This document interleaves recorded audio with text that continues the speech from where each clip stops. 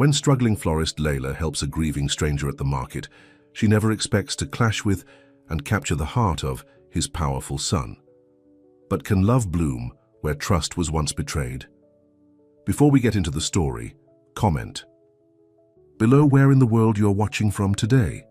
The morning sun shone down on Wildflower Blooms, the small flower shop on the corner of Maple and Pine Streets. Layla Carter wiped her forehead with the back of her hand as she arranged a bouquet of daisies and baby's breath. The bell over the door jingled, and her assistant Megan walked in with 2 cups of coffee. "Morning, boss," Megan said, placing one of the cups on the counter. "Thought you might need this. You look like you've been here for hours already." Layla smiled gratefully. "Thanks. I couldn't sleep. The rent's due tomorrow, and we're still short." "How short?" Megan asked, taking a sip of her coffee. "Too short," Layla sighed. "Almost $500. I was hoping the Henderson wedding would help, but they cancelled last week, remember?" Megan frowned. "What about that loan you applied for?" "Denied," Layla said, her voice flat. "Apparently, I'm not a good investment." She tried to keep the bitterness out of her voice, but it was hard. At 27, Layla had poured everything she had into this shop. It had been her dream since she was a little girl, watching her mother arrange flowers in their small apartment. After her father's business failed and he passed away from a heart attack, Layla had promised herself she would make it on her own, without depending on anyone. "Well, it's Sunday," Megan said brightly. "The market's busy today. Maybe we'll get some walk-ins if we put some arrangements out front." Layla nodded. "Good idea. I need to go to the market anyway. We're low on sunflowers and Mrs. Peterson always wants them in her weekly order." An hour later, Layla was walking through the bustling farmers' market. The weekend crowd moved around her, families and couples examining fresh produce, artisan bread, and handmade crafts. She headed toward her usual flower vendor, mentally calculating how much she could afford to spend. That's when she saw him. An elderly man sitting alone on a bench, his shoulders shaking slightly. In one hand he clutched a piece of paper, and in the other a small, somewhat wilted bouquet. He was crying quietly, as if trying not to draw attention to himself. Layla hesitated. She had her own problems, her own worries. She didn't have time to get involved in a stranger's troubles, but something about the man's dignified sorrow touched her heart. "Excuse me," she said softly, approaching the bench. "Are you all right? Can I help you with anything?" The man looked up, his blue eyes watery behind wire-rimmed glasses. He seemed embarrassed to be caught crying. "I'm fine," he said, his voice wavering. "Just an old fool having a moment." Layla sat down beside him. "I don't think you're a fool. Sometimes we all need a moment." The man studied her face, as if trying to determine if her kindness was genuine. He must have been handsome in his youth, Layla thought. Even now, in his late 70s, there was something distinguished about his features. "My name is William," he said finally. "William Hartley." "I'm Layla Carter," she replied with a warm smile. "Those are nice flowers, but they look a little tired. Were you trying to find something fresher?" William looked down at the small bouquet in his hand and sighed. "Today would have been my wife's birthday. Lily. She loved flowers. Every year I would buy her favorite ones from this market." His voice cracked. "This is the 3rd year without her, and I thought I could do it on my own. But when I got here, I couldn't remember which ones she loved most. I have this list." Third, he held up the piece of paper, which had several flower names written in shaky handwriting. "May I?" Layla asked gently, holding out her hand. William passed her the list and Layla read it carefully. "These are all beautiful choices," she said. "I'm actually a florist. Would you like me to help you find them?" Relief washed over William's face. "You would do that? For a stranger?" "Of course," Layla said, standing and offering her hand. "That's what flowers are all about, connecting people." For the next half hour, Layla guided William through the market, helping him select the freshest tulips, lilies, and roses. All the flowers on his list. As they walked, William began to open up, sharing stories about Lily. "We were married for 52 years, he said, his eyes brightening as he talked about her. "She was the most patient woman I've ever known. Had to be to put up with me all those years." Layla laughed. "She sounds wonderful." "She was," William nodded. "But I worry that I didn't appreciate her enough while she was here. I was always working, building the business. I thought I was doing it for her and our son, but now I wonder if I was just doing it for myself. Your son? Layla asked, selecting a particularly vibrant lily. Elias, William said, his expression growing more complex.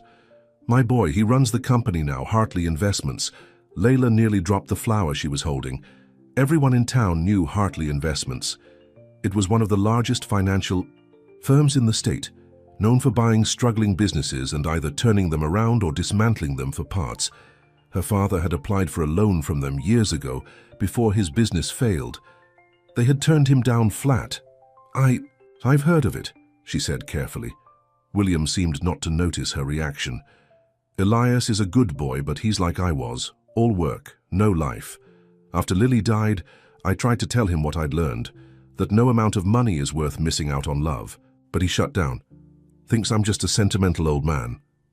They finished selecting the flowers and Layla showed William how to arrange them properly. These are beautiful, William said, admiring the bouquet. Lily would have loved them. Thank you, Layla. You're welcome, she replied. Will you be all right now? William nodded, but then looked hesitant. Would you mind sitting with me for a bit? I'd like to tell you about her if you don't mind listening. Sometimes it helps to talk about her with someone new. Layla checked her watch. She had so much to do, orders to fill, finances to sort out, a rent payment to somehow manifest, but the hope in William's eyes made it impossible to say no. I'd love to hear about her, Layla said, sitting back down on the bench. 1 hour turned into 2 as William shared stories of his life with Lily, their first date, their wedding day, the birth of their son, their struggles and triumphs. Layla found herself laughing and occasionally wiping away a tear. By the time they parted, she felt as if she'd known Lily Hartley herself. You have a gift, young lady, William said as they prepared to part ways.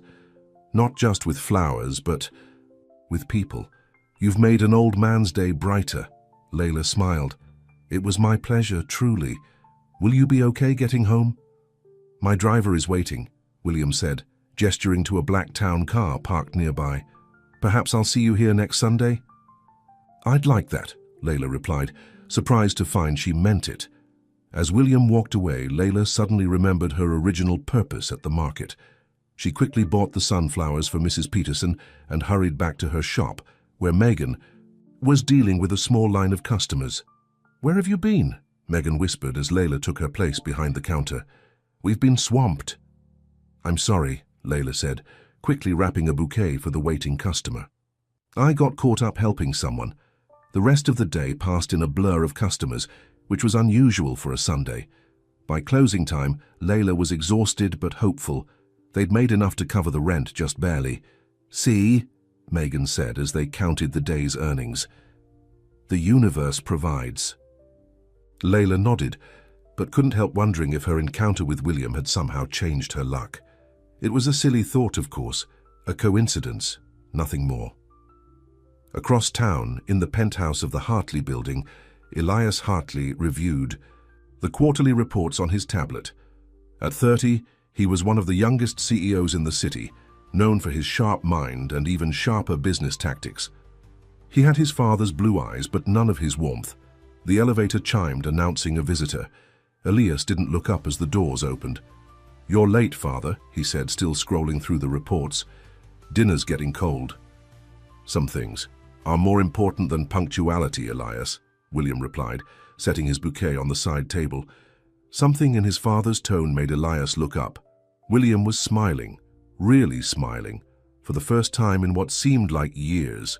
You seem different, Elias observed, setting down his tablet.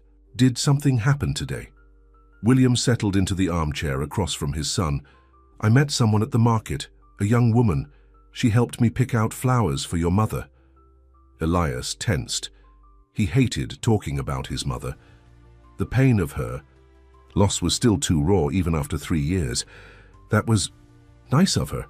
More than nice, William insisted. She sat with me for over an hour, just listening to an old man's stories. No agenda, no rush. She has the heart your mother always wanted you to find. Elias sighed. Here it came, another lecture, about how he needed to open up and find someone special, as if relationships were items to be checked off a business plan. Dad, please. Not tonight. Her name is Layla Carter, William continued, ignoring his son's discomfort. She owns a flower shop called Wildflower Blooms. Lovely girl, but I could tell she's struggling. The kind of person who helps others even when she needs help herself. Something clicked in Elias's mind. Wildflower Blooms? On Maple Street, I think. We've reviewed that property. The building owner wants to sell, but there's a commercial tenant holding out. William's expression hardened slightly. Tell me you're not planning to evict that girl, Elias. It's business, Dad. The area is prime for redevelopment. No, William said firmly. This is exactly what your mother warned about. You've become so focused on deals and profits that you can't see people anymore. Elias ran a hand through his dark hair, frustrated. I see people clearly, Dad. That's why I'm successful. I don't let emotions cloud my judgment. And look how happy it's made you, William said sadly. When was the last time you smiled? Really smiled? Elias had no answer for that. Instead, he changed the subject. How about we eat? Mrs. Jenkins made your favorite pot roast. William shook his head, but followed his son to the dining room. Throughout dinner, he continued to bring up Layla, her kindness, her struggle, how she reminded him of Lily. By the time dessert was served, Elias had heard enough. Fine, he said, putting down his spoon. If it will make you happy, I'll meet this paragon of virtue and thank her for helping you. Will that satisfy you? William smiled knowingly. It's a start. The next morning, Layla arrived at her shop early again. She was arranging flowers in the window display when a sleek, black car pulled up outside. Her heart sank when she recognized the Hartley Investments logo on the door. The building owner must have sold already, she thought. They're here to tell me I have to leave. The car door opened, and a tall man in an expensive suit stepped out. He was handsome in a stern way, with dark hair and familiar blue eyes. Layla instantly recognized those eyes. They were William's eyes, but without the kindness. The bell jingled as he entered the shop. Ms. Carter? He asked, his voice deep and controlled. Yes, Layla replied, wiping her hands on her apron. What can I do for you? I'm Elias Hartley, he said, extending his hand. William Hartley's son. Layla hesitantly shook his hand. Is William all right? Something flickered across Elias's face. Surprise, perhaps, that her first concern was for his father, rather than why he was there. He's fine, Elias assured her. Better than fine, actually. He hasn't stopped talking about you since yesterday. Layla relaxed slightly. He's a sweet man. I enjoyed our conversation. Elias looked around the shop, taking in the modest displays and somewhat worn furniture. His expression was unreadable, but Layla felt like she was being assessed, evaluated like one of his business prospects. My father said you were kind to him, Elias said finally. That you helped him choose flowers for my mother and listen to his stories. I wanted to thank you personally. There's no need to thank me, Layla said, uncomfortable under his scrutiny. Anyone would have done the same. No, Elias said firmly. They wouldn't have. Most people are too busy with their own lives to stop for an old man on a bench. There was something accusatory in his tone that made Layla bristle. Maybe in your world, she replied. In mine, people still help each other without expecting anything in return. Elias raised an eyebrow. My world? The world where everything has a price tag, Layla clarified, gesturing to his expensive suit and the luxury car outside. Where businesses like mine are just numbers on a spreadsheet, not people's dreams and livelihoods. Understanding dawned on Elias's face. Ah, you know who I am.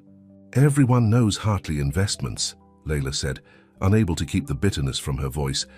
You're the people who decide which businesses live or die. Elias's expression hardened. We're the people who make difficult financial decisions, based on viability and potential, not sentiment. But that's not why I'm here today. Why are you here, Mr. Hartley? Layla asked directly. For a moment, Elias seemed at a loss for words, an unusual state for him. As I said, to thank you for helping my father.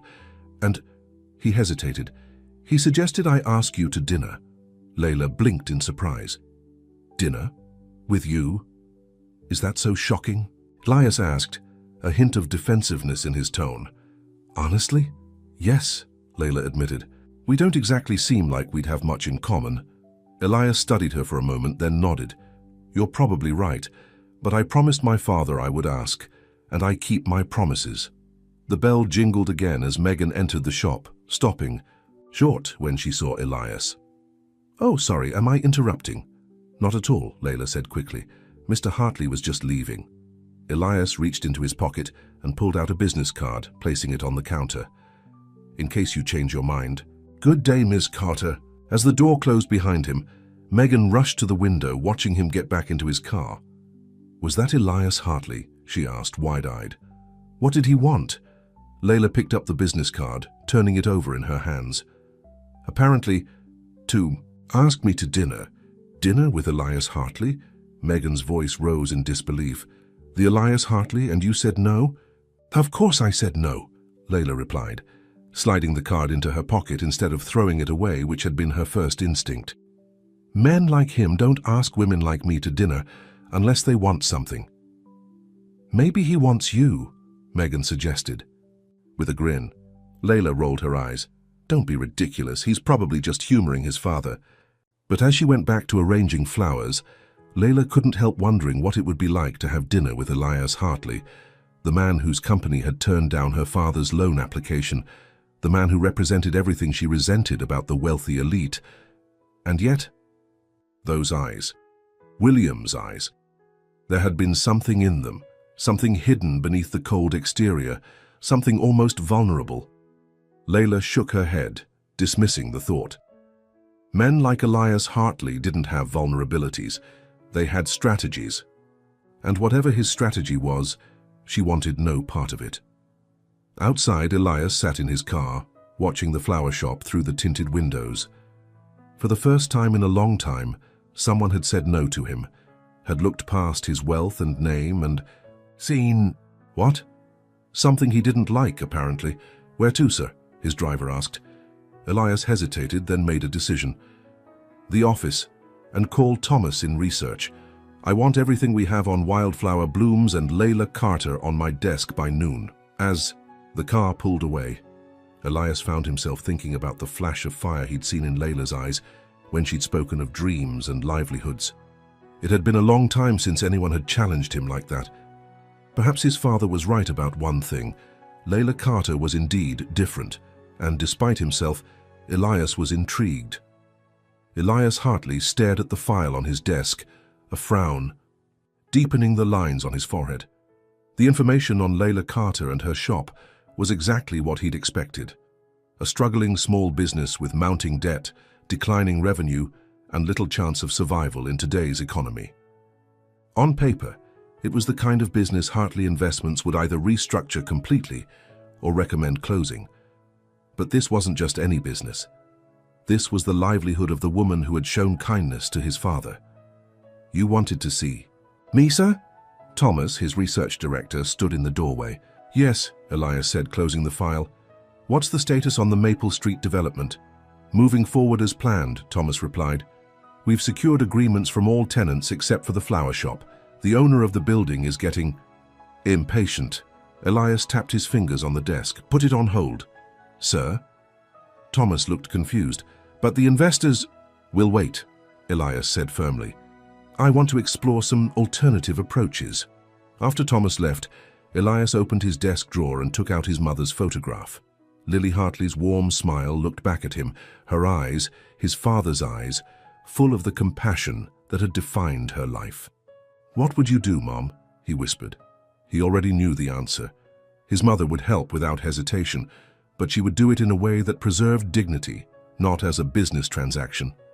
Elias picked up his phone and dialed. "Dad, how would you feel about visiting that flower shop again?" Layla was cutting stems for a centerpiece when the bell over the door jingled. She looked up to see William Hartley walking in, his face lighting up when he spotted her. "Mr. Hartley," she said, genuinely pleased. "What a nice surprise." "Please call me William," he insisted. "I was hoping you might help me with another arrangement.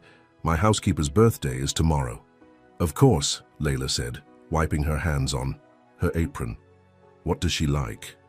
As they discussed flower options, the bell jingled again. Layla glanced up and froze. Elias Hartley stood in the doorway, as imposing in his tailored suit as he had been 2 days earlier. "I hope you don't mind," William said, noticing her expression. "I asked Elias to drive me. My hands aren't as steady on the wheel as they used." "To be?" Elias nodded stiffly. "Ms. Carter." "Mr. Hartley," Layla replied, equally formal. William looked between them and sighed.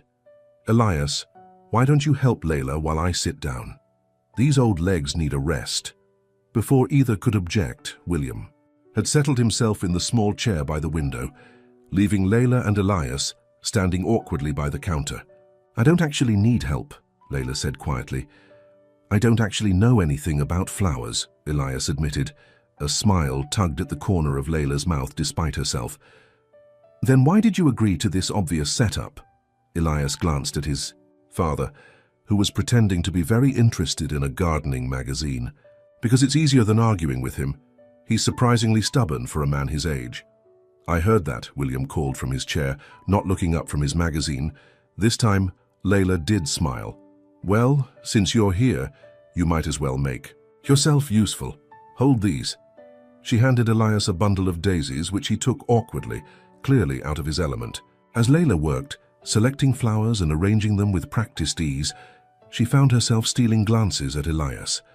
Without his businessman persona, concentrating on not dropping the flowers, he looked almost human. "So," she said, breaking the silence. "Do you always do what your father tells you?" Elias raised an eyebrow. "Only when it's easier than the alternative. Do you always help strangers crying on benches?" "Only when they need it," Layla replied. "Not everyone has someone to turn to." Something flickered in Elias's eyes. Recognition, perhaps. "You sound like you know that feeling well." Layla focused on the arrangement, avoiding his gaze. "My dad died 5 years ago. My mum a few years before that. I know what it's like to be alone." She hadn't meant to share something so personal, and judging by Elias's surprised expression, he hadn't expected it either. "I'm sorry," he said, and for once his voice lacked its usual cool detachment. "About your parents?" Layla shrugged, uncomfortable with his sympathy. "It's life, we all lose people."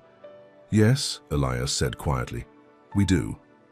The simple acknowledgement of shared grief hung between them, creating a momentary connection that neither had anticipated. The moment was broken by William, who had apparently finished his magazine. "How's that arrangement coming along?" "Just finished," Layla said, adding the final touch. "What do you think?" The bouquet was beautiful, bright and cheerful, but not ostentatious. William beamed with approval. "It's perfect. Mrs. Jenkins will love it." He reached for his wallet. "How much do I owe you?" $40, Layla said. William handed her a $100 bill. "Keep the change." "That's too much," Layla protested. "Nonsense," William insisted. "You've brightened an old man's week. That's worth far more than $60. Layla wanted to argue further, but something in William's expression told her it would hurt his pride if she refused. "Thank you," she said instead. As William headed for the door, he turned to his son. "Elias, I just remembered I need to stop by the pharmacy. Why don't you take Layla to lunch while I run my errand? My treat, of course." Elias and Layla exchanged looks of mutual exasperation. "Dad, I'm sure Miss Carter is busy." "I really should. Stay at the shop." "Nonsense," William waved away their objections. "Megan can watch the shop for an hour, can't she? And Elias, you always work through lunch anyway. It would do you both good to take a break." Before either could protest further, William was out the door, moving surprisingly quickly for a man who had claimed his legs needed rest just minutes earlier. "He's not subtle, is he?" Layla said, watching him go. "Subtlety was never his strong suit," Elias agreed. "I apologize for his enthusiasm." Layla hesitated. On one hand, the last thing she wanted was to spend more time with Elias Hartley.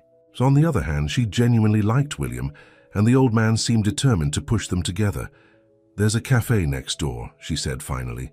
"They make decent sandwiches." Elias looked surprised by her acceptance. "Are you sure? You seemed quite determined to avoid me the other day." "I'm doing this for William," Layla clarified. "He reminds me of my dad." Something like disappointment crossed Elias's face, but he nodded. "For William, then." The cafe was small and cozy, with mismatched furniture and local artwork on the walls. It was the kind of place Elias would never have chosen himself, preferring the upscale restaurants where he conducted business lunches. They sat at a corner table, both stiff and uncomfortable. After ordering a turkey sandwich for Layla, a club sandwich for Elias, they fell into awkward silence. "So," Elias said finally, "how long have you owned the flower shop?" 3 years, Layla replied. "It was always my dream, ever since. I was little. My mom loved flowers. And is it everything you hoped for?" Elias asked carefully. Layla looked at him suspiciously. "You mean, am I happy even though I'm struggling financially?" "Yes, I am. Some things are more important than money, Mr. Hartley." "Elias," he corrected, "and I wasn't implying anything. I genuinely wanted to know if owning your own business has been fulfilling." Layla softened slightly. "It has its challenges, but when someone comes in sad and leaves smiling because of something I created, yes, it's worth it." Their food arrived, providing a welcome distraction. As they ate, Elias found himself watching Layla, the way she tucked her hair behind her ear, the small smile that appeared when she tasted something she liked. She was different from the polished, ambitious women he usually encountered, women who viewed him as a prize to be won or a stepping stone to a luxurious lifestyle. "Why did you say no?" he asked suddenly. Layla looked up from her sandwich. "To what?" "To dinner, the other day." She set down her sandwich and met his gaze directly. "Because men like you don't ask women like me to dinner without an agenda. And I'm not interested in being anyone's charity case or business transaction." "Men like me," Elias repeated, his voice hardening slightly. "You've made a lot of assumptions about me, Miss Carter." "Layla," she corrected, mimicking his earlier tone. "And are they assumptions? Your company has a reputation, you know. Buy out, shut down, redevelop. Not much room for the little people in that equation." Elias leaned back in his chair. "Business is business. Sentimentality doesn't pay the bills." "No," Layla agreed, "but it makes life worth living. Something your father seems to understand better than you do." The jab stung more than Elias wanted to admit. "My father and I have different perspectives. He built the company, but times have changed." "And some things never change," Layla countered, "like the value of kindness or the importance of seeing people as more than numbers on a spreadsheet." Elias studied her for a moment. "You're not what I expected." "What did you expect?" "Someone softer, more easily impressed." Layla laughed, a genuine sound that surprised them both. "Because I helped your father? Kindness isn't weakness, Elias. Sometimes it takes more strength to care than to walk away." Something in her words resonated with Elias, touching a part of himself he'd buried long ago, the part that had cried when his mother died, the part his father had been too lost in his own grief to comfort. "My mother used to say something similar," he admitted, "that the strongest people are the ones who remain kind, even when the world gives them reasons not to be." Layla's expression softened. "She sounds wise." "She was," Elias said quietly. "My father isn't the only one who misses her." The confession hung between them, unexpected and real. For a brief moment, the barriers between them, wealth, status, perspective, seemed less insurmountable.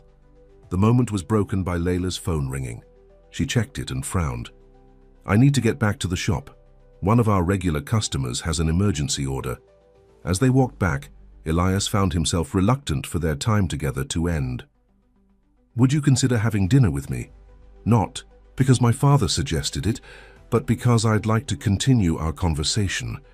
Layla paused outside her shop. "Why? We clearly have different values and priorities."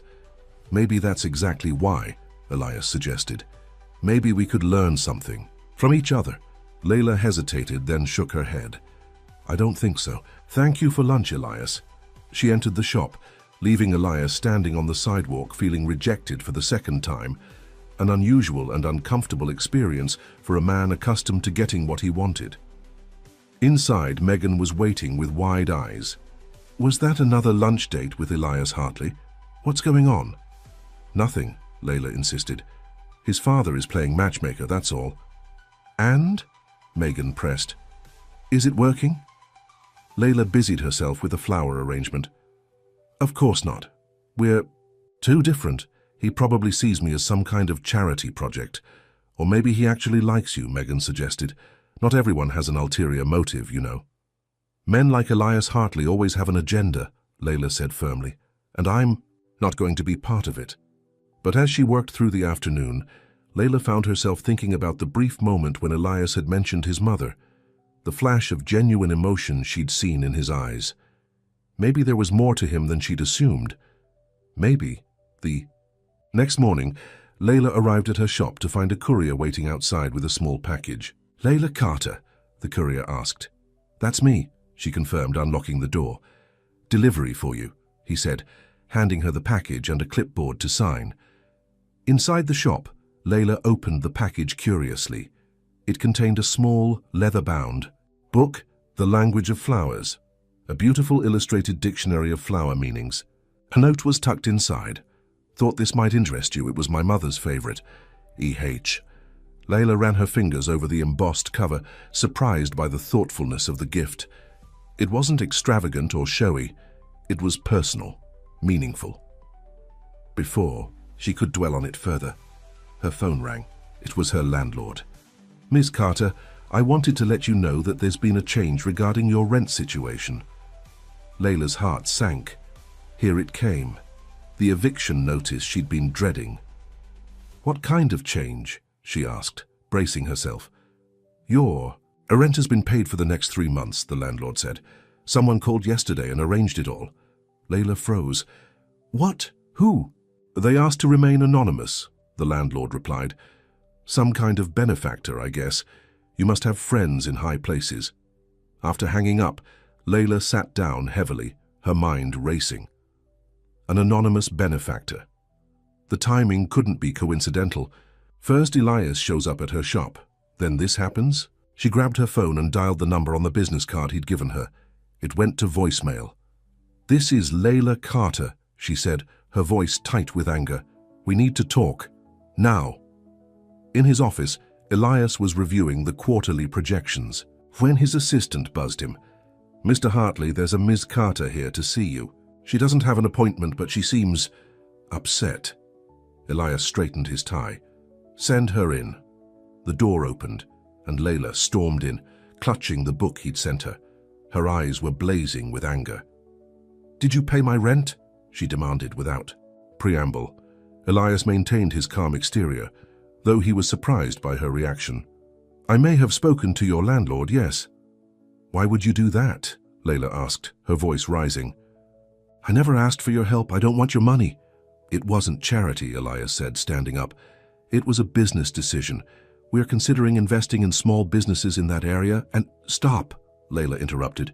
"Just stop. Don't insult my intelligence by pretending this was business. This was you thinking you could buy my— what? My gratitude? My affection? My compliance with whatever plans you have for my building?" Elias frowned. "That's not what this was about." "Then, what was it about?" Layla challenged. "Because from where I'm standing it looks like you're trying to solve a problem. Me with money. That's what you do, isn't it? Throw money at things until they go your way." "I was trying to help," Elias said, his own anger rising. "Is that so hard to believe?" "Yes," Layla exclaimed. "Because people like you don't help people like me without expecting something in return. So what is it you want, Elias? What's your price?" The accusation stung more than it should have. "Not everyone has an ulterior motive, Layla. Says the man who runs a company built on calculating risk and return," she shot back. "I don't need your help and I don't want it. So stay out of my business and my life." She slammed the book down on his desk. "And I'm returning this. I don't accept gifts from people who think I'm for sale." As she turned to leave, Elias called after her, "That's not fair." "You're not giving me a chance to explain." Layla paused at the door. "Explain what? That you thought throwing money at me would make me fall at your feet in gratitude. Save it for someone who's impressed by your bank account, Mr. Hartley." Shata. Door closed behind her with a definitive click, leaving Elias standing alone in his office, the rejected book on his desk. He picked it up, running his fingers over the cover just as Layla had done earlier. His assistant's voice came over the intercom. "Sir, your 11 o'clock is here." "Cancel it," Elias said. "Cancel everything for today." He sat back down, still holding the book. For the first time in years, someone had seen through his carefully constructed facade, had challenged him directly. And instead of being annoyed, he found himself intrigued. Layla Carter was unlike anyone he'd ever met, fierce, principled, and completely unimpressed by his wealth and status, and he had no idea what to do about it. William Hartley was enjoying his morning coffee when his son walked into the kitchen, looking tired and distracted. "You look terrible," William observed. "Trouble sleeping?" Elias poured himself a cup of coffee. "I made a mistake." William raised an eyebrow. "The great Elias Hartley admits to a mistake? This I have to hear." "I tried to help Layla, Ms. Carter," Elias explained. "I paid her rent. Anonymously, or so I thought." William winced. "Let me guess, she found out and didn't take it well." "That's putting it mildly," Elias said, rubbing his temples. "She stormed into my office, accused me of trying to buy her, and told me to stay out of her life." William shook his head. "Didn't your mother and I teach you anything? People have pride, son, especially people who've worked hard for everything they have." "I was trying to help," Elias insisted. "No," William said gently. "You were trying to fix a problem the way you always do, from a distance, with money, without getting your hands dirty. Real help means getting involved, being present." Elias sipped his coffee in silence, considering his father's words. "So what are you going to do about it?" William asked finally. "Nothing," Elias replied. "She made it clear she wants nothing to do with me." William snorted. "Since when do you give up so easily? The Elias I know sees obstacles as challenges to overcome." "This isn't a business deal, Dad," Elias said, irritated. "No," William agreed. "It's much more important than that. It's about connecting with another human being, something you haven't done in a long time." The truth of his father's words hit home. Since his mother's death, Elias had retreated into his work, avoiding emotional connections that might lead to pain. "What would Mom have done?" he asked quietly. William smiled sadly. "She would have found a way to help that preserved dignity. She would have seen the person, not just the problem." Elias nodded slowly. "I need to make this right." "Yes," William agreed. "You do, and not with your checkbook this time." As Elias left for work, a plan began to form in his mind. He would have to approach this differently, not as Elias Hartley, CEO of Hartley Investments, but as the man his mother had raised him to be, the man who had been lost in grief and ambition for too long. He picked up his phone. "Thomas, I need you to set up a meeting with the Maple Street development team and find out everything you can about the flower business, not the financials, but the actual work. What suppliers do small shops use? What challenges they face? Everything." "May I ask why, sir?" Thomas sounded confused. "Because," Elias said, a new determination in his voice, "I need to understand something important." For the first time in years, Elias felt something stirring inside him. Not the satisfaction of a successful business deal, but the challenge of winning over someone who saw him for who he really was and wasn't impressed. It was terrifying and exhilarating. Layla wiped down the counter of her shop, trying to focus on the task at hand rather than the anger still simmering inside her. 3 days had passed since her confrontation with Elias in his office, and she'd heard nothing from him since. Good riddance, she told herself. The last thing she needed was a wealthy businessman thinking he could buy her gratitude.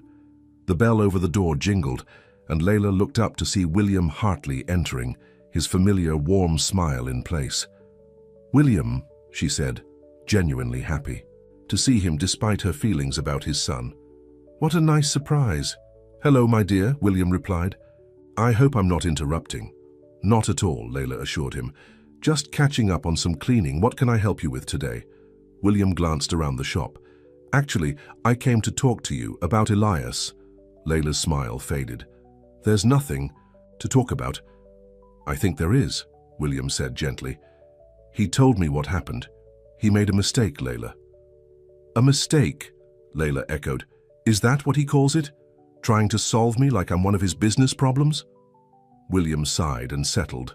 Onto the stool by the counter. My son has forgotten how to connect with people. After his mother died, he retreated into his work. It was safer that way. Numbers don't break your heart. The simple explanation caught Layla off guard. She'd been so ready to believe the worst about Elias that she hadn't considered he might be acting out of his own pain. That doesn't excuse what he did, she said, but her voice had lost some of its edge. No, it doesn't, William agreed, but it might help explain it. Elias doesn't know how to help without taking control. It's what he does all day at work, identifies problems and eliminates them. Layla frowned. I'm not a problem to be eliminated. Of course not, William said quickly, and he knows that now. Believe it or not, you've made quite an impression on him. Me? Layla couldn't hide her surprise. William nodded. You stood up to him? Most people don't. They're too intimidated by his position, his wealth. But you saw through all that, right to the heart of him. And what you saw disappointed you. Layla didn't know how to respond. She'd been so convinced that Elias was just another rich man using his money to control others. But William's words painted a different picture, of a man who had lost his way, who had forgotten how to connect. I'm not asking you to forgive him right away, William continued. Just don't write him off completely. There's more to my son than his bank account. Before Layla could respond, the bell jingled again. This time it was Megan arriving for her shift. Mr. Hartley, Megan exclaimed. Good to see you again. William stood, his knees creaking slightly. And you as well, young lady. I was just leaving. He turned to Layla. Think about what I said, my dear. Second chances are rare in this life. Sometimes they're worth taking. As William left, Megan raised an eyebrow at Layla. What was that about? Layla shook her head. Nothing. Just family stuff. His family or yours? Megan asked shrewdly. Neither, Layla replied, though she couldn't help wondering why William's words had affected her so deeply. Across town, Elias sat in a small, cluttered office, feeling distinctly out of place in his tailored suit. So, Mr. Hartley, said Rosa, Martinez, the owner of Blooms and Buds, a flower wholesaler. Your assistant said you wanted to learn about the flower business. May I ask why? Elias shifted in his chair. I'm considering a new investment opportunity. I want to understand the industry better. Rosa, a no-nonsense woman in her 50s, gave him a skeptical look. And you came to me instead of one of the big corporate suppliers because I want to understand how small businesses operate in this sector, Elias replied honestly. The challenges they face, the realities of day-to-day operations. Rosa studied him for a moment, then nodded. All right, let me show you around, but you might want to lose the jacket. It gets hot in the warehouse. For the next 2 hours, Elias followed Rosa through her operation, listening and learning. He heard about rising costs, the difficulty of competing with big box stores, the delicate balance of ordering enough stock without wasting product. He learned about the early morning flower markets, the seasonal challenges, and the small joys of creating something beautiful in a hard world. By the time he left, his expensive shoes were damp from the warehouse floor, his hands were scratched from thorns, and his mind was racing with new understanding. Thank you for your time, he said to Rosa as they shook hands. You've been incredibly helpful. Just one question, Rosa said, fixing him with a direct gaze. This wouldn't have anything to do with wildflower blooms, would it? Layla Carter's shop? Elias tried to hide his surprise. Why would you ask that? Rosa smiled knowingly. Small industry, Mr. Hartley. We talk. And Layla mentioned a businessman had been sniffing around. She was worried about a takeover. It's not like that, Elias said quickly. I'm not trying to take over her business. Then what are you trying to do? Rosa challenged. Elias hesitated, then decided on honesty. I'm trying to understand her world so I can connect with her.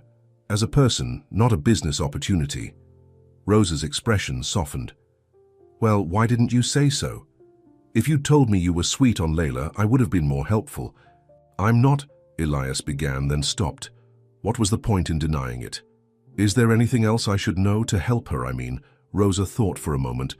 Layla needs new refrigeration units. The ones she has are old and cost too much. To run. And she's too proud to apply for another loan after being turned down twice. Elias nodded. Thank you, Rosa.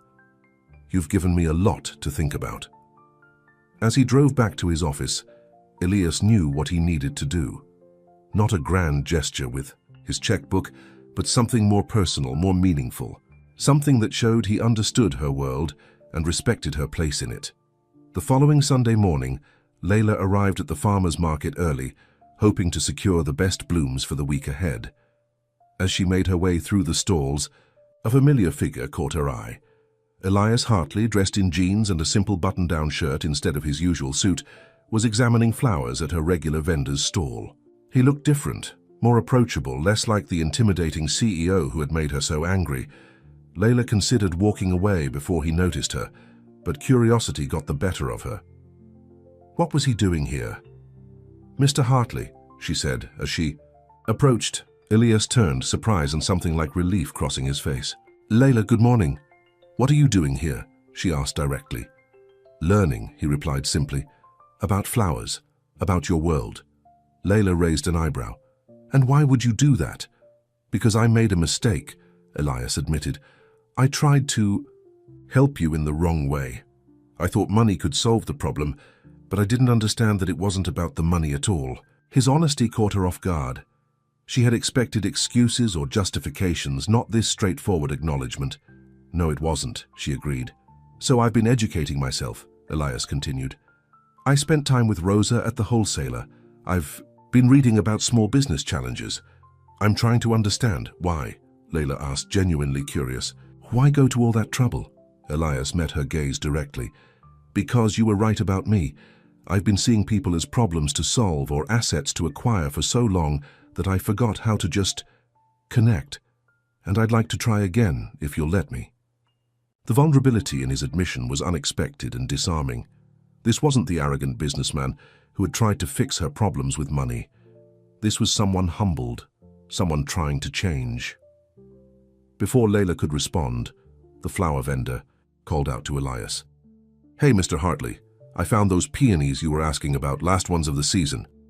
Thank you, Elias called back. He turned to Layla. Would you help me choose? I'm still new at this. It was such a simple request, so reminiscent of how she'd first met William, that Layla found herself nodding despite her reservations. As they walked through the market together, selecting flowers, Layla was struck by how attentively Elias listened to her explanations, how he asked thoughtful questions about her business and her passion for flowers. My mother loved gardening, he said, as they examined some particularly vibrant roses. She used to say that flowers teach us patience and humility, that we can't rush them or control them. We can only create the right conditions and then trust the process. She sounds wise, Layla said. She was, Elias agreed, and I've forgotten too many of her lessons. Until recently. Their eyes met. And for a moment, Layla saw beyond the wealthy businessman to the man beneath, a man who had lost his way but was trying to find it again. Would you have coffee with me? Elias asked suddenly. Not a date, just a conversation, a chance to start over. Layla hesitated, then made a decision.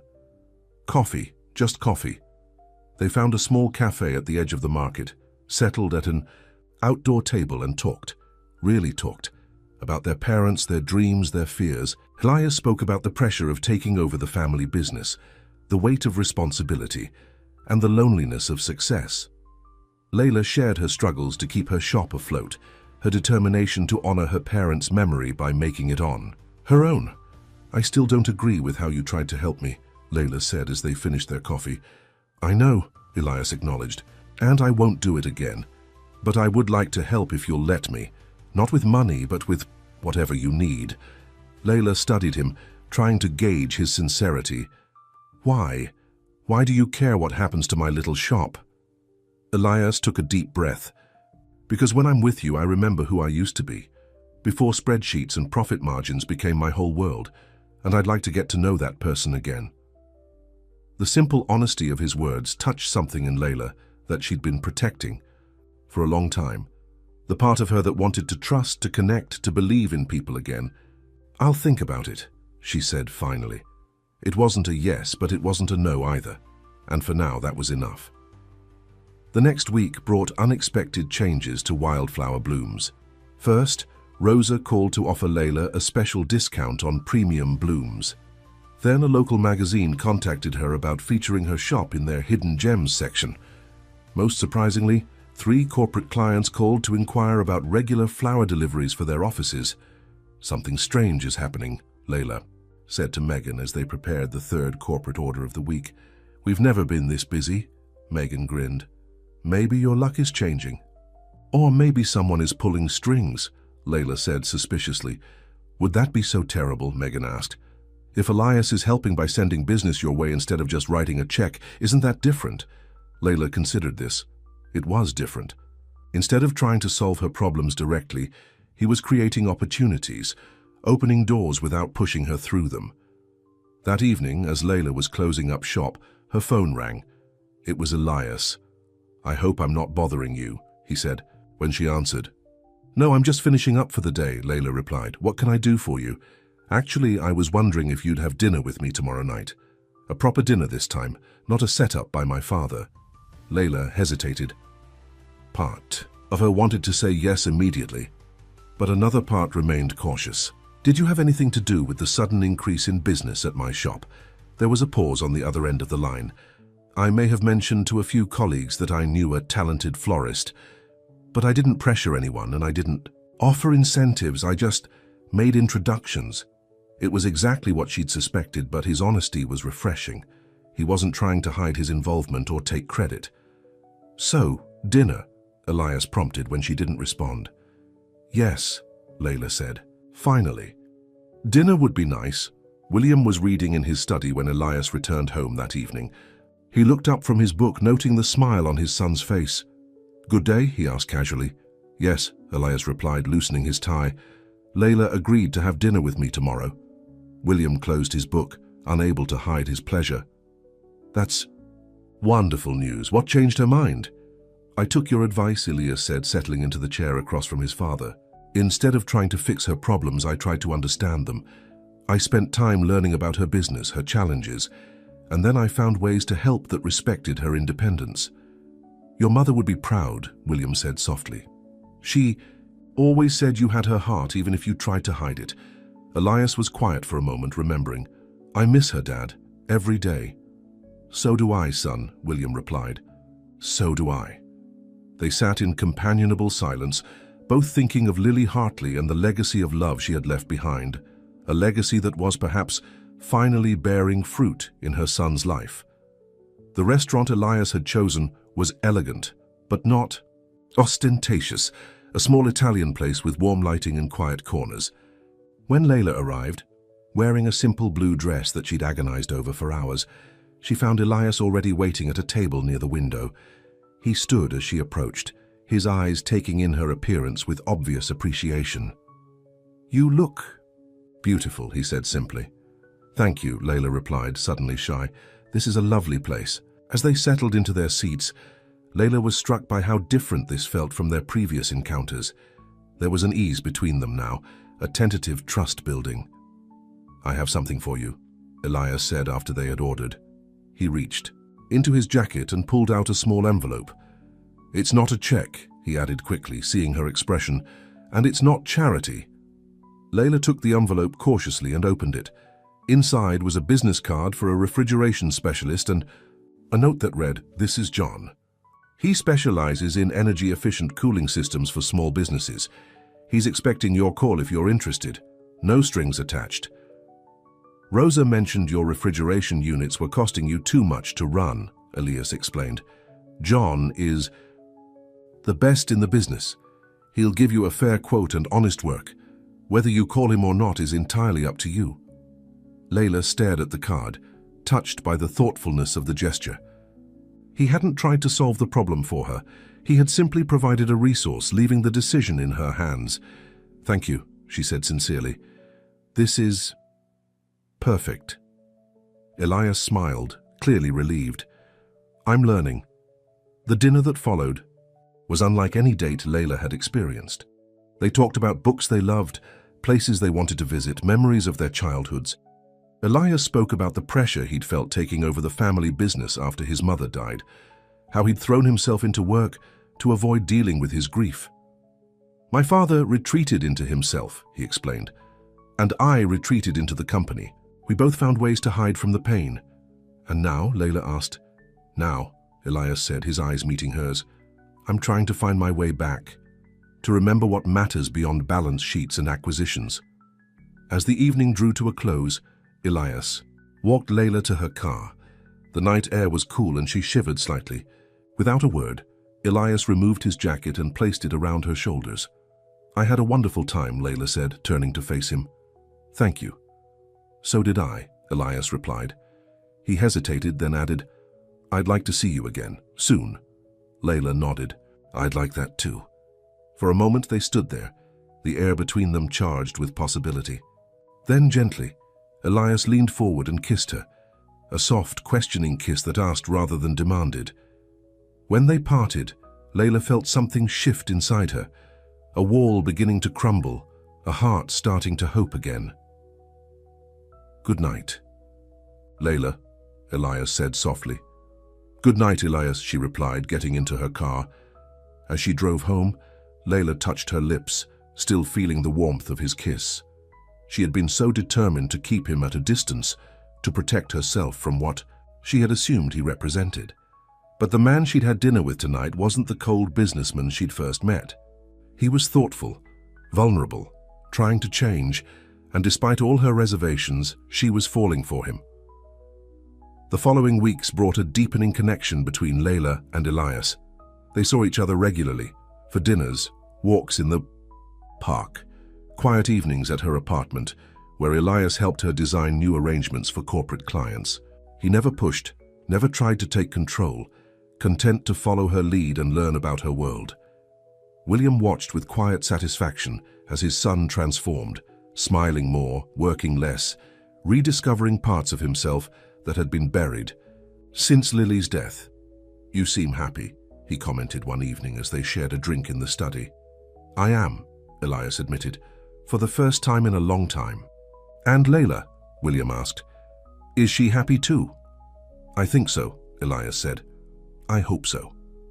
What neither of them knew was that across town, Layla was facing a new crisis.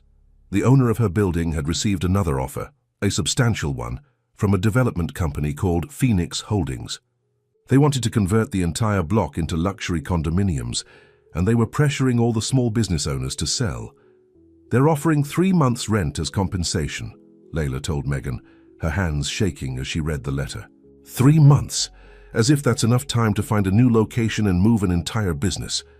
"Can't you fight it?" Megan asked.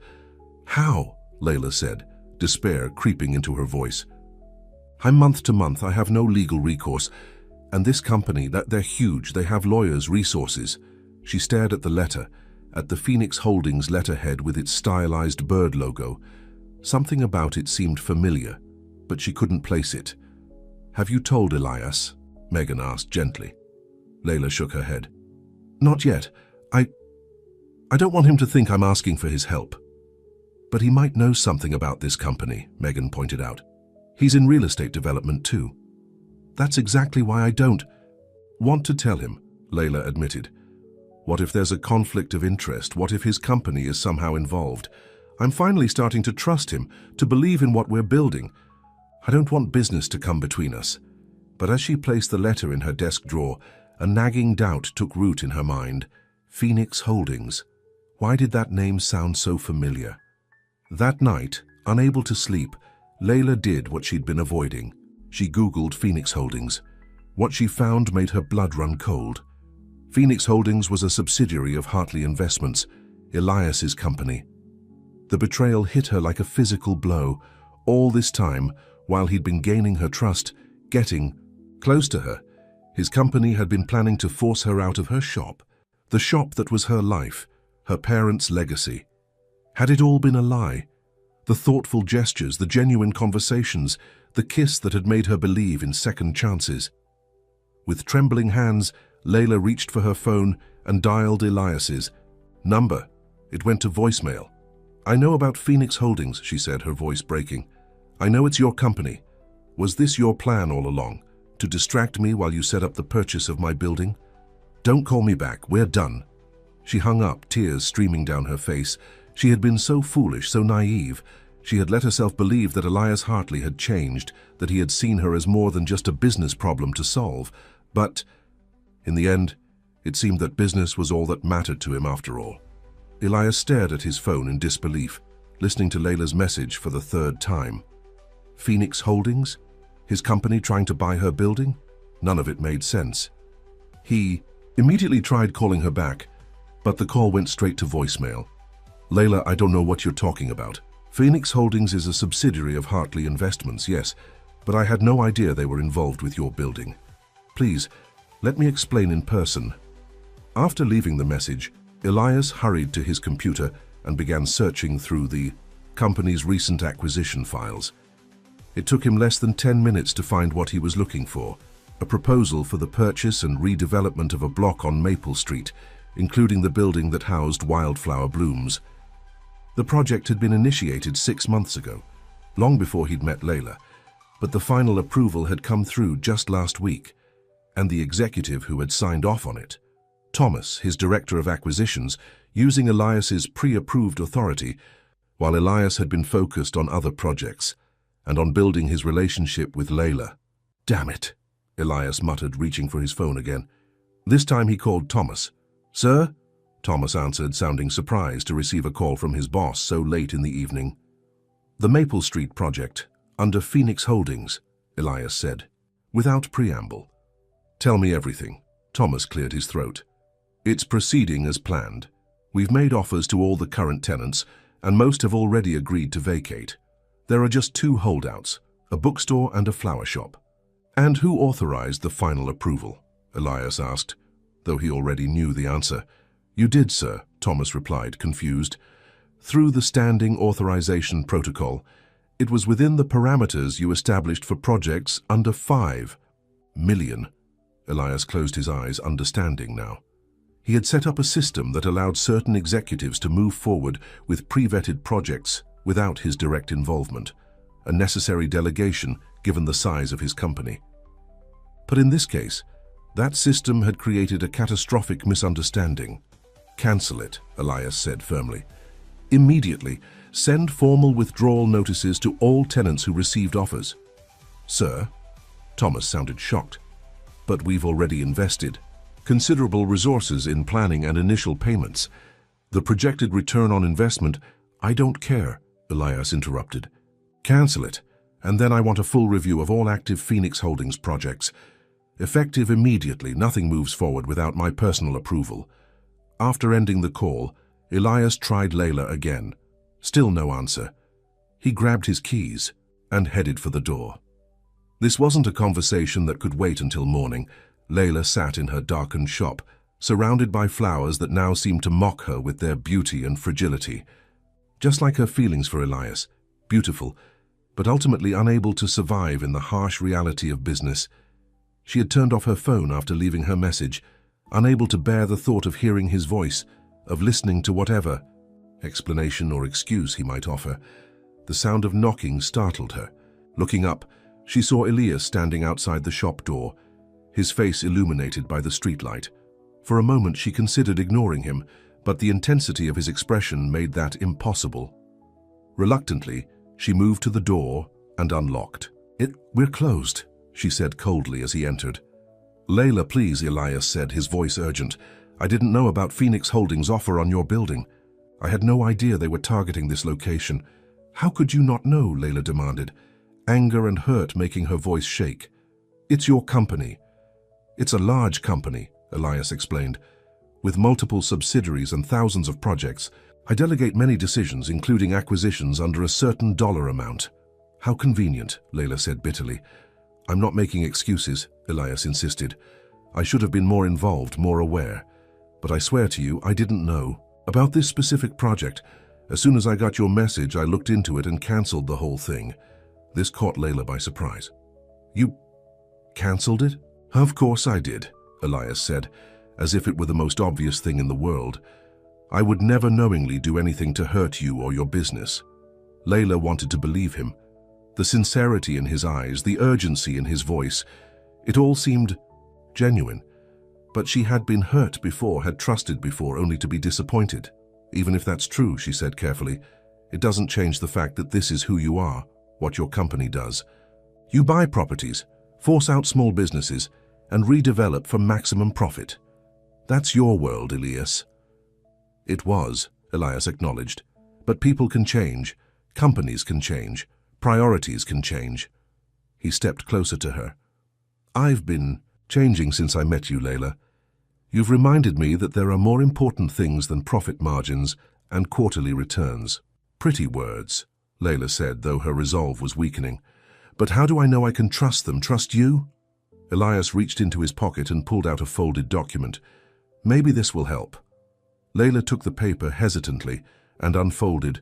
It was a lease agreement for her shop's building. But instead of Phoenix Holdings, the landlord listed was Lily's Garden, LLC. What is this? She asked, confused. A new company I've just established, Elias explained, named after my mother. I'm buying the building, but not for redevelopment. I want to preserve it, to create a space where small businesses like yours can thrive without the constant threat of eviction or skyrocketing rents. Layla stared at him, trying to process what he was saying. You're buying my building to protect me. Not just you, Elias clarified.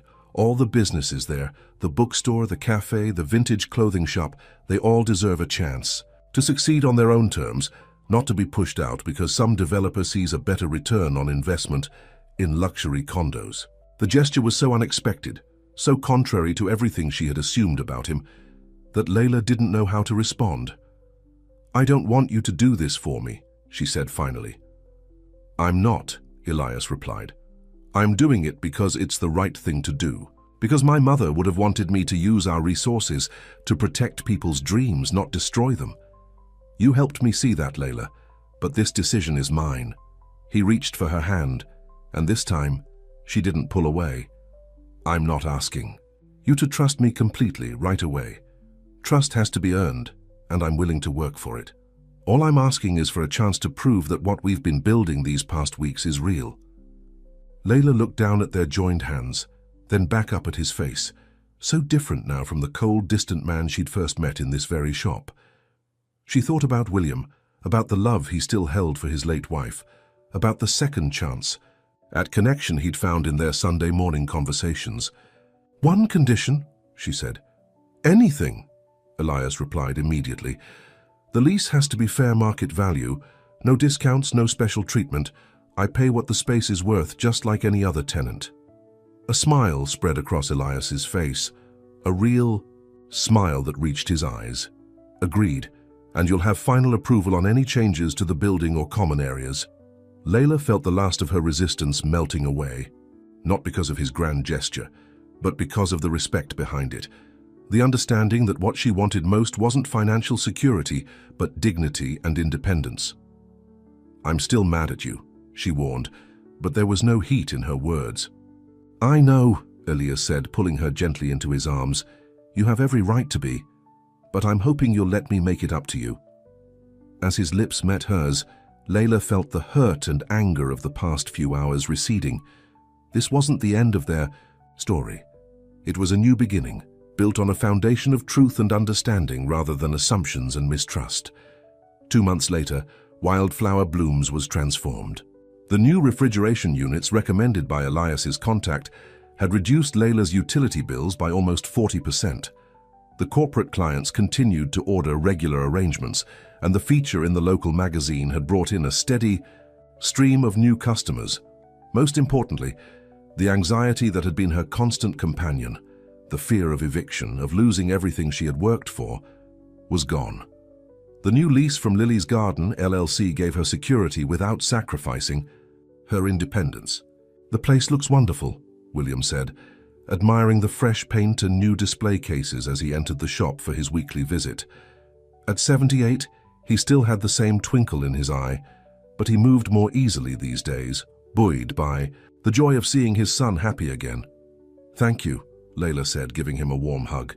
The security of knowing I'll be here for at least 5 years makes it worth investing in improvements. And how are things with my son? William asked. settling into what had become his chair by the window. Layla smiled.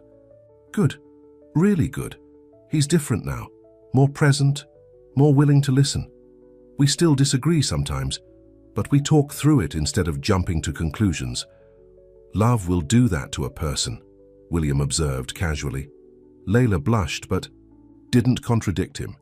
What she felt for Elias had grown into something deep and true, something that both terrified and exhilarated her. I have something for you, she said, changing the subject. She brought out a small pot containing a flowering plant with delicate white blooms. It's a lily of the valley.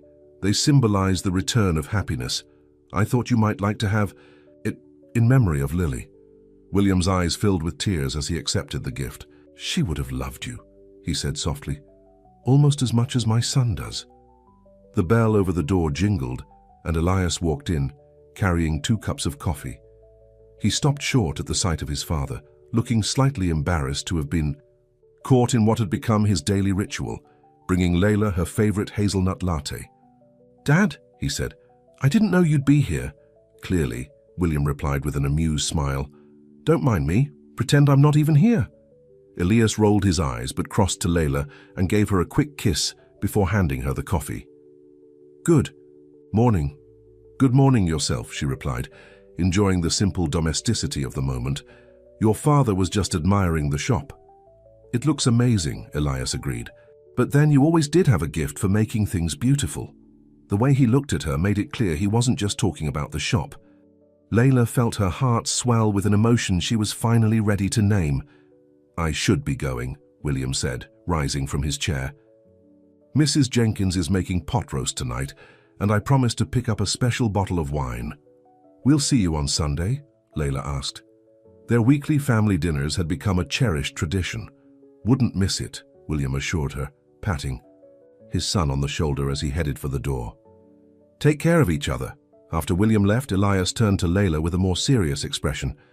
I have something to tell you. Layla's heart skipped a beat. Is everything okay? More than okay, Elias said. I've been making some changes at Hartley Investments, starting with Phoenix Holdings. What kind of changes? Layla asked cautiously. We're shifting focus, Elias explained. Instead of luxury, developments that push out local businesses, we're creating mixed-use spaces that prioritize small business retention and affordable housing. Layla stared at him in surprise. That's a big change. It's the right change, Elias said firmly. And that's not all. I'm establishing a small business grant program through the Lily Hartley Foundation, zero-interest loans and mentorship for entrepreneurs who might otherwise be overlooked by traditional lenders. Like my father was, Layla said softly. Elias nodded. Exactly. I can't undo the past, but I can help shape a better future, and I have you to thank for showing me the way. Me? Layla asked. I didn't do anything special. You did, Elias insisted. You reminded me that behind every spreadsheet, every property acquisition, every business deal, there are real people with dreams and struggles and dignity. You made me see them again, not as numbers, but as human beings. He took her hands in his. You changed me, Layla, for the better. Layla's eyes filled with tears, not because of his grand business plans or philanthropic initiatives, but because of the transformation she had witnessed in him from a man who had buried his heart beneath wealth and power to someone who was learning to be vulnerable again, to care deeply, to let love in. I love you, she said simply, the words she had been holding back for weeks finally breaking free. Joy spread across Elias's face. I love you too, more than I ever thought possible. As they sealed this new declaration with a kiss, Layla thought about the strange path that had led them here, a chance encounter at the market, an elderly man crying on a bench, a young woman who stopped to help despite her own troubles. Second chances were rare in life, but when they came, they were worth embracing with an open heart.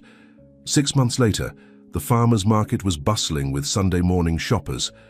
At the center of the market, a small ceremony was taking place, the dedication of a new permanent structure that would house vendors year-round, protecting them from the elements and providing a stable location for their businesses. The Lily Hartley Marketplace William read from the bronze plaque, his voice thick with emotion. A place of connection, community, and second chances. Beside him stood Elias and Layla, their hands intertwined. They had worked together on this project, Elias providing the funding and business expertise, Layla coordinating with the vendors to ensure the design met their needs. "Your mother would be so proud," William said to his son, "of all of this, but mostly of you." Elias squeezed Layla's hand. "I couldn't have done it without her." "We did it together," Layla corrected gently. "That's what partners do." As the small crowd of vendors and community members applauded the official opening, Elias turned to face Layla fully. "Speaking of partners," he said, reaching into his pocket, "there's something I've been wanting to ask you." Time seemed to slow as he dropped to one knee, holding out a small velvet box. Inside was a ring, not a flashy diamond, but a delicate band of rose gold with tiny flowers engraved around a modest center stone. "Layla Carter," Elias said, his voice steady despite the nervousness she could see in his eyes. "You taught me how to open my heart again. You showed me what truly matters in life. Will you marry me?" Layla looked from the ring to Elias's hopeful face, then to William, who was watching with tears in his eyes and a knowing smile. She thought about how far they had all come since that first Sunday morning. The lonely old man, the struggling florist, the closed-off businessman, each of them carrying their own burdens, their own griefs, until chance and compassion brought them together. "Yes," she said, her voice ringing clear and sure. "Yes, I will." As Elias slipped the ring onto her finger and stood to embrace her, the market erupted in cheers and applause. In the middle of it all, William placed a hand on each of their shoulders, completing the circle of family they had formed. "Sometimes," he said with the wisdom of his years, "the market gives us exactly what we need when we need it most. We just have to be brave enough to reach out and take it." Layla smiled through her tears, knowing he wasn't just talking about vegetables and flowers. The market of life offered second chances to those willing to risk their hearts again, to believe that after loss and disappointment, new love could bloom. As Elias kissed her, sealing their promise to each other, Layla knew, with absolute certainty, that she had found her second chance, and this time she was holding on with both hands. Later that evening, as they walked hand in hand through the garden behind William's house, now their house, as the three of them had decided to live together, as a family, Elias stopped beneath a flowering cherry tree. "Happy?" he asked, tucking a strand of hair behind her ear. "More than I ever thought possible," Layla replied, echoing his words from months before. Above them, the cherry blossoms drifted down like gentle snow, covering the path with petals that whispered beneath their feet.